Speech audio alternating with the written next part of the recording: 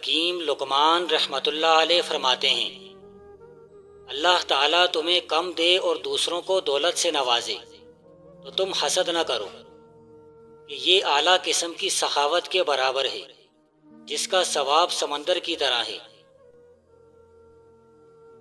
دعا کرو کہ اے اللہ جو تو نے دینا ہے وہ بغیر مانگے دے، اور جو کچھ تو نے نہیں دینا اس کے مانگنے کی توفیق ہی نہ دے۔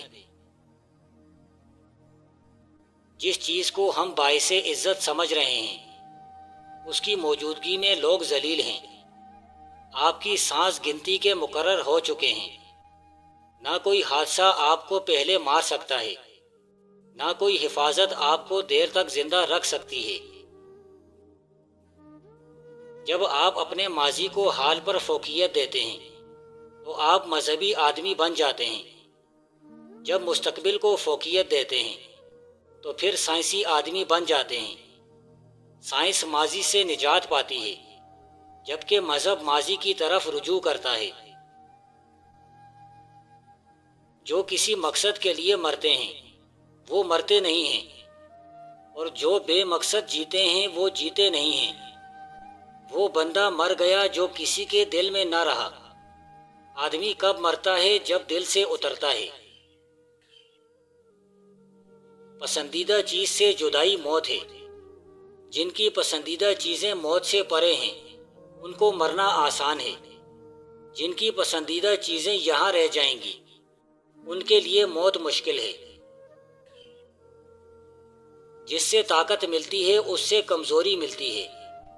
جس کو دوست کی طرف سے عزت ملے گی اس کو دوست ہی کی طرف سے ذلت ملے گی، اور جس کو اللہ کی طرف سے عزت ملے گی اس کو عزت ہی ملے گی۔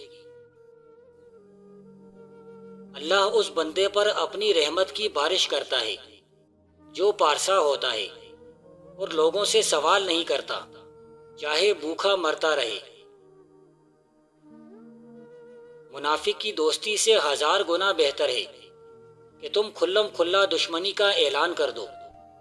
شکایت کا ترک کر دینا ایک قسم کی صبر کی اعلیٰ قسم ہے۔ آزمائش ایک شرط ہوتی ہے جس سے بندگان حق نوازے جاتے ہیں۔ مصیبت اور مشکلوں کی آمد تباہی کے لیے ہی نہیں بلکہ کبھی کبھی امتحان کے لیے بھی ہوتی ہے۔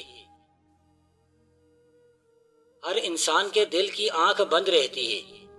دل کی آنکھ اس وقت کھلتی ہے جب بندہ اللہ کی عبادت میں مشغول ہوتا ہے اور اپنے نفس کے خلاف کام کرتا ہے۔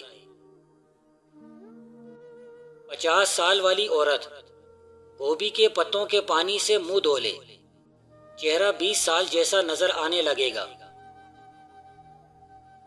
انسان کا ذلیل نفس اللہ کا دشمن ہوتا ہے، اس لیے اپنے نفس سے نفرت کرو اور اس کی مخالفت کرتے رہو۔ تم اپنے نفس کے خلاف جنگ کرو، اللہ تمہارا ساتھ دے گا۔ جو بندہ باطن کا نور پا لیتا ہے وہ کامل عقل مند ہو جاتا ہے۔ جب ہم خود سے جنگ لڑ رہے ہوں تو دوسروں کے ساتھ جھگڑنے کی کیا ضرورت ہے؟ گم سم اور اداس مت رہو، باہر آ جاؤ اور اپنی دنیا کو تلاش کرو۔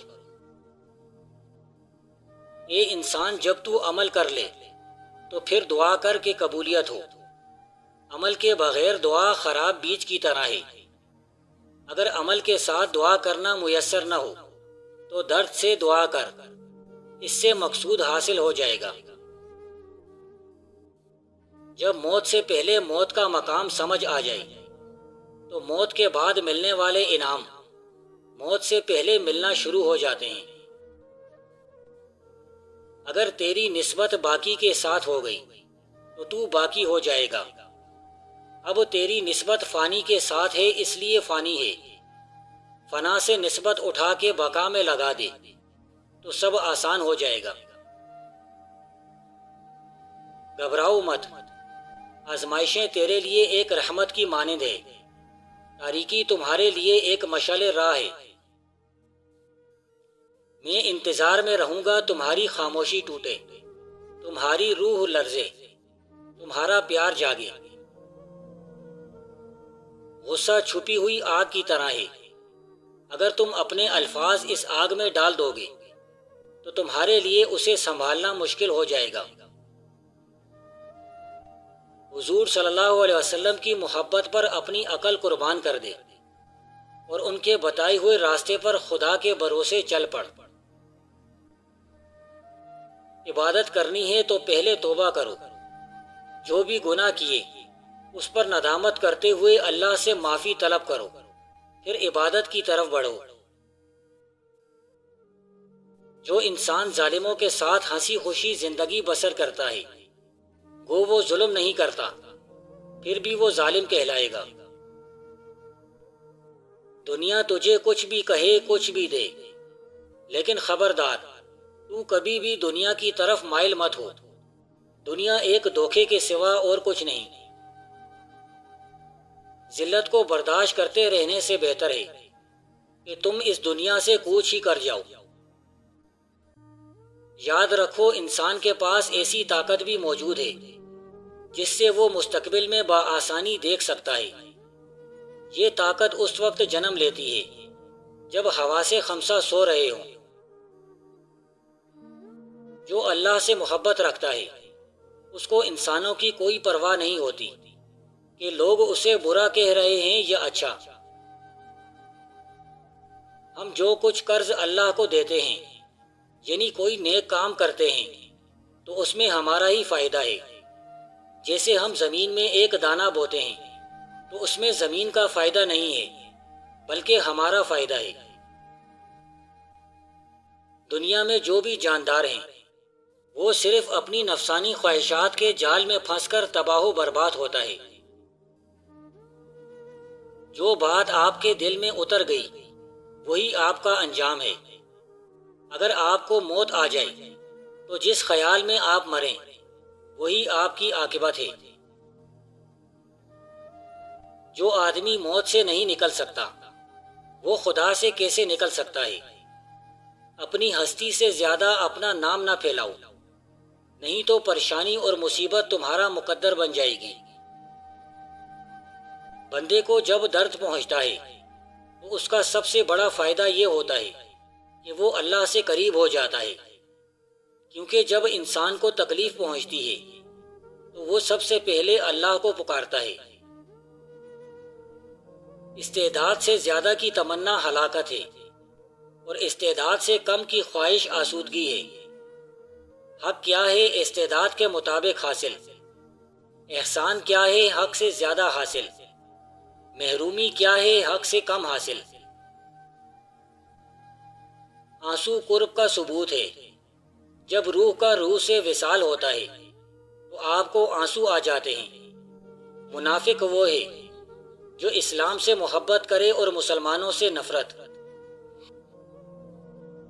دل کا بار بار ٹوٹنا اس بات کی نشانی ہے کہ خدا تمہیں اپنی طرف مائل کرنا چاہتا ہے۔ اس پیغام کو محسوس کرو اور اللہ کی جانب رخ کرو۔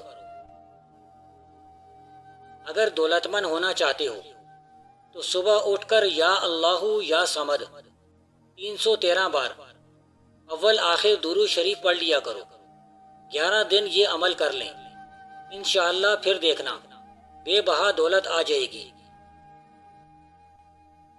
دنیا اور آخرت میں نیک اور خوش قسمت صرف وہی ہے جسے کوئی خوشی ملے تو باطل پر نہ ہو، اور اگر غضبناک ہو تو اس کو غصہ نہ آئے، صبر کر جائے۔ انسان جب ایک مصیبت سے دوسری بڑی مصیبت میں داخل ہوتا ہے تو وہ دراصل مصیبت سے نکل رہا ہوتا ہے۔ جھوٹے معاشرے میں عزت کے نام سے مشہور ہونے والا آدمی دراصل ذلت کے گڑھے میں رہتا ہے۔ مجھے بڑی حیرت ہوتی ہے اس بندے پر جو آخرت میں دوبارہ زندہ ہو جانے سے مکرتا ہے، حالانکہ وہ ایک بار زندہ پیدا ہو چکا ہے۔ اس دنیا کا لالچ تیرے لیے پردہ بن چکا ہے اور یقین کو تجھ سے چھپا دیا ہے۔